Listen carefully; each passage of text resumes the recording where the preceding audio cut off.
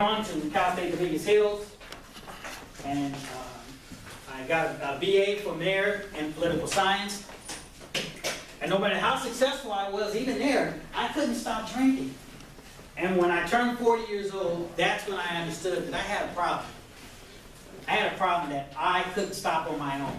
And I know a lot of people tell themselves, well, you can stop whatever you want to stop. I knew I couldn't stop. I had tried to stop before, I just couldn't stop. So I went to the VA and I told a social worker at the VA that I couldn't stop drinking and I needed some help.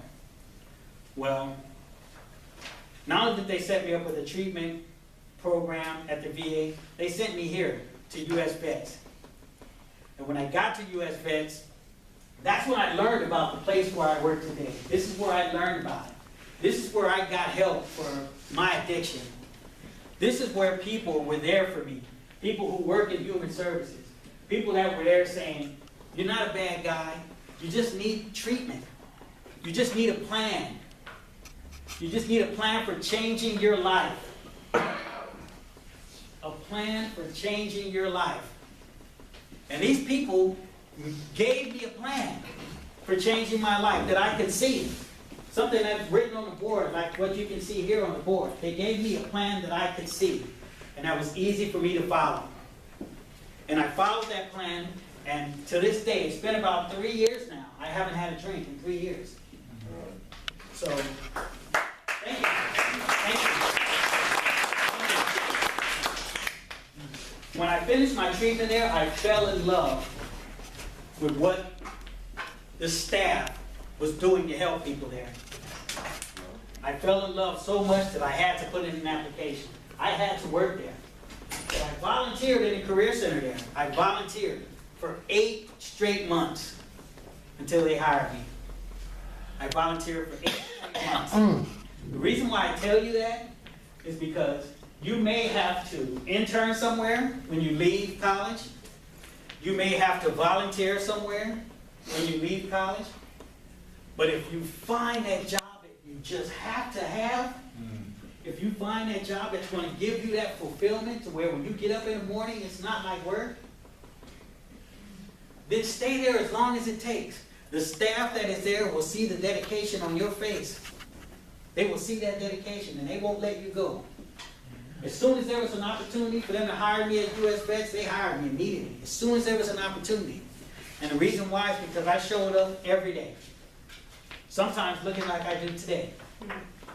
But I showed up enthusiastic. I showed up giving back to the veterans who were there. I showed up helping veterans on computers. I showed up starting with classes. This is what I wanted to show you here. We have classes there at US Vets. There are volunteer opportunities, not only for me, but for you as well. And that's why I gave each and every one of you a business card. Because I want to let you know that if you want to volunteer at US Vets, we are more than happy to have you there to help our veterans. And I'll tell you what our veterans need help with the most. What I do is, almost to the bottom, you're going to see email basics and computer skills. These are workshops. Email basics and computer skills workshop. Those are 2 of the workshops that I teach at US Vets. A lot of our veterans, a lot of our older vets, a lot of our Vietnam vets, these guys weren't as lucky as some of you who were born in the computer age, which gives you the upper hand. And this is what I always tell our older veterans. When you see the young people who were born in the computers, they know it like the back of their hand. So allow these young people to help you.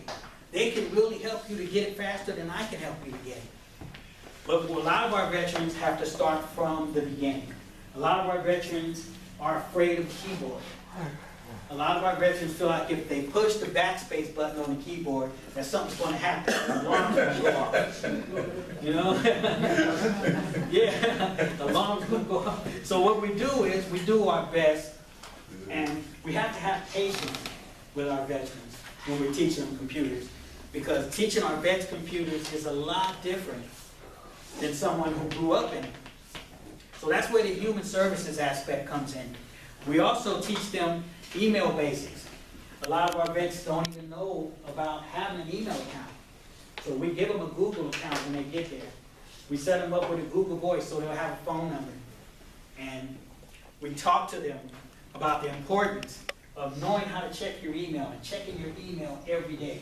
See, a lot of our vets, when they get there, a lot of you guys have seen some of the vets on the side of the freeway with the really long, scruffy, dirty beard, and the hair hasn't been combed in months, and their clothes, it looks like they haven't changed clothes in a year. Well, that's how we get them.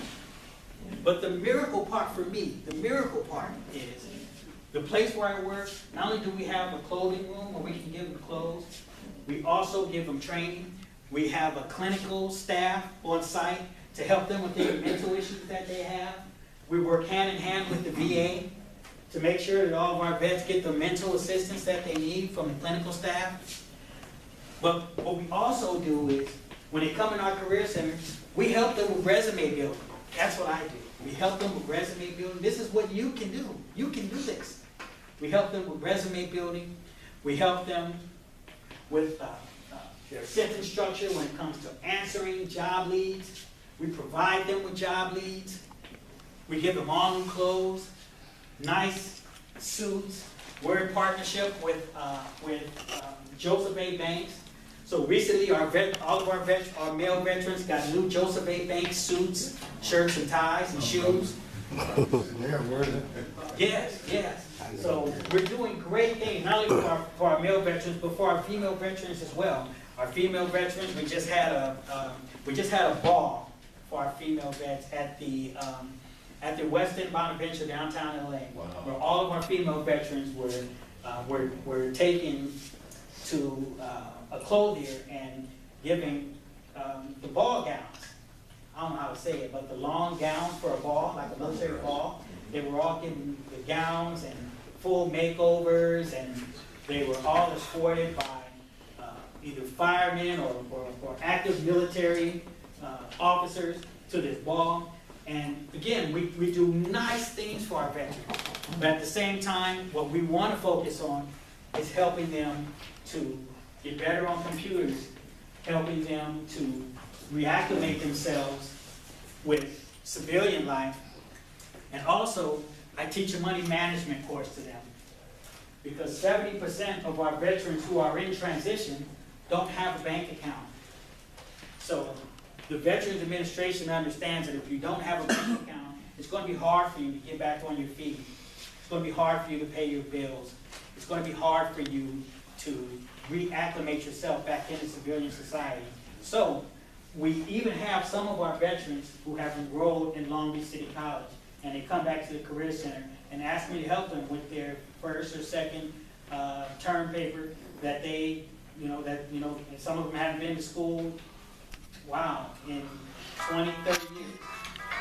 But what makes me so happy to do that is because I see them making steps, positive steps to change their life. And that's the miracle for me. And when the veterans come to me and say, Henry, thank you very much for helping me with this paper, or thank you very much because, you didn't know what I was going through. My daughter was just arrested last night.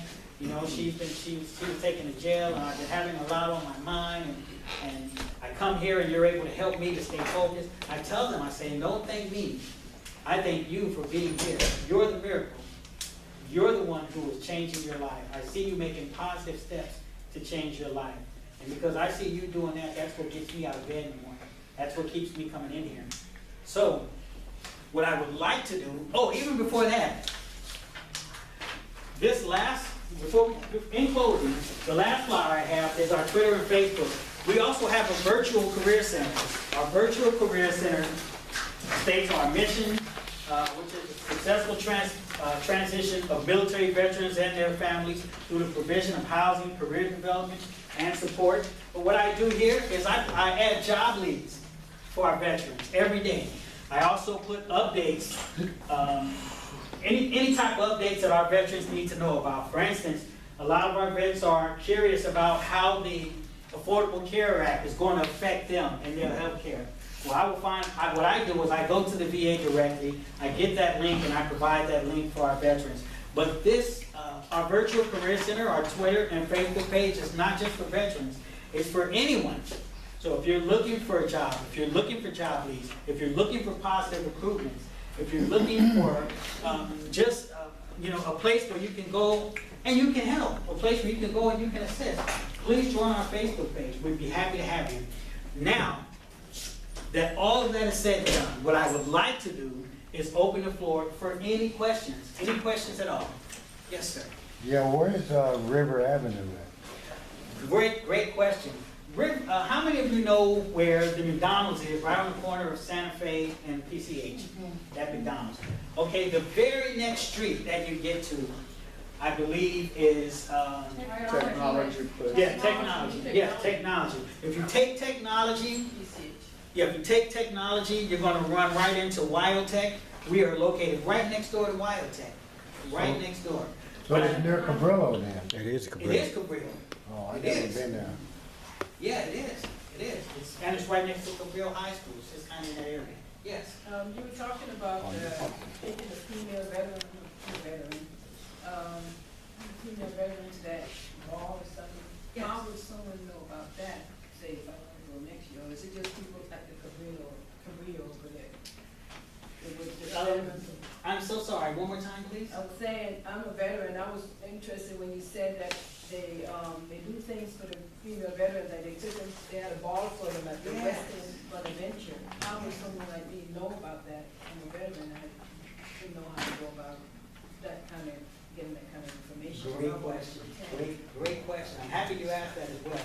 If there are any veterans here in the room, or if you know any veterans, pass on the information that I just gave to you, because that's how you get in contact with what we're doing at US Vets. That's how. All of our contact information is there. The phone number for you to call our career center, you can call anyone on staff as soon as we answer the phone. We'll be happy to answer any of your questions. We do post updates for what's going on at US Vets for all veterans on our Facebook and Twitter links. And you can also send me an email. That's why I wanted to make sure that you have my business card. Email me anytime and ask me what's going on at US Vets. Ask me about volunteer opportunities. We do have college students to come in and volunteer. We do, and we're happy to have college students come in and volunteer. It looks great on your resume, and you get an opportunity to kind of get your feet wet if you're really thinking about going into human services. You might not want to go into helping veterans per se, but this experience will help you to learn how to deal with different people from different circumstances. And one thing that we all have to have in human services is patience. So if you want to work on having patience with others, working with veterans is a wonderful place to start. Thank you. Anyone else? Yes. Yeah, you were saying that you have resources for the veteran, but how about for the veteran's wife, or if the wife was the veteran, the husband? Yes, we have resources for I know the spouse doesn't have as much benefits as the actual person that was in the military. So what do you do with, what kind of help can you offer the spouse? Again, what we can do, first of all, another good question. What we can do is we can give you references or contact information for any type of benefits that you feel are owed to U.S. military spouse. We have a book that has to be at least 260 pages full of phone numbers, contact information, emails, all to the VA for your benefits, the benefits that are owed to you.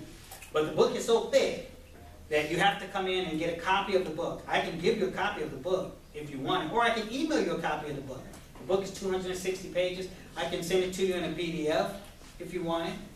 Just send me an email requesting that I send you the benefits book, and I'll send it to you. Well, is there someone that can help to explain some of the stuff that you don't understand in the book? Again, the contact information that's in the book, when you call the program, they are better to explain it to you than someone like myself, because I just work in a resource center. So what I do is I get all the resources all together, and then I give them out to anyone who wants them. But there's specific programs and people who are in charge of those programs that know the ins and outs. For instance, when you work in human services, you're going to work with different programs. You're going to be a specialist for the program that you work for. But if you don't work for that program, you won't be the specialist. You might know about it. You might be able to refer your clients to it. But if you're not the specialist for that program, it's really not wise for you to give someone information about a program that you aren't a specialist on. It's easier to give them the contact information and then encourage them to ask questions. Ask as many questions as they want. The questions that are going to satisfy them, but directly to that program or to that person who's in charge of that program. Yes. When you completed your 8 years in the service, did you return back to Compton, or where did you relocate? No, I did. I returned back to Compton. I returned to Compton, and at the time I had 2 young kids, and my kids were, they were getting smarter, and I didn't know computer skills. So I went to the library. I took my kids. My son, I believe, was 12. My daughter was 4. And I took them to the Compton Library, and I got my library card. And the way I learned computers is these 2 fingers right here. And I just started using my 2 index fingers while the other kids, were 10, 11-year-old kids that were typing like crazy. And I kind of felt stupid because I had to learn with my 2 fingers. But I had to do what I had to do because my kids were growing, and I knew that if I didn't know it, I wouldn't be able to teach it to them. Yes. Yeah, and when you return. Oh, thank you. No, I'm sorry, I'm joking with you. Oh, you're the same. It's okay to start with your 2 fingers. Young kids, from computer games and stuff like that, they more accurate with computers than adults are anyway. They are. And that's why I think they're a blessing for guys like me. For guys, I wasn't born in the computer age, so when I see young children, I want to bring them around because I want to learn from them. I want them to show me what they know. I was nephew, he got all that PlayStation and all that stuff like that, and other little thing, and his grandmother bought him a computer, and he's all on it. Oh yeah. Yeah. Well, I think the superintendent of schools for LA Unified School District, they just bought all these kids these iPads. Did you guys hear about that? Yeah. They bought the kids the iPads. Well, the kids were so smart, they knew how to break the firewall. So that's how smart these kids are. So they know about these computers, and as adults, we can't fool them. We can't. So, but I think that's the wonderful part of being born in the computer age. Any other questions? So, sorry. Go ahead.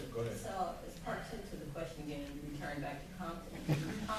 So the world around you had changed very much, right? With the neighborhood and everything, it was totally different. The world that you knew when you left, did it look the same when you returned, or did it improve? Well, yeah, that's a great question. Thank you for asking that. Yeah. The workforce changed when I got out of the Navy. The workforce changed. The workforce was different. Everything was moving towards technology. More people were starting to own computers in the home. I got out of the Navy in 1996. So more computers were going into the homes. More people were starting to have cell phones instead of landlines back in 96. So the change part was difficult for me, but as far as Compton hadn't changed at all. Some of the same people who were sitting at the blocks, were still sitting on the block. Yep, and are still there. Now I'm 44, and I still have friends who, if they're lucky enough to still be alive, are still, some of them still living at home with their moms. Some of them just never did anything with their lives. And that's again why I have to commend everyone here for being here. Because you made the decision that you wanted to make a change in your life, and you got up and did something about it. So that makes me happy to see you here, no matter what age you are. I'm happy to see you here. Yes, sir. Yeah, I thank you for sharing your story. And what I'm about to say is on a personal note too. It'll probably be deducted from my oriented personal presentation coming up on the 28th, but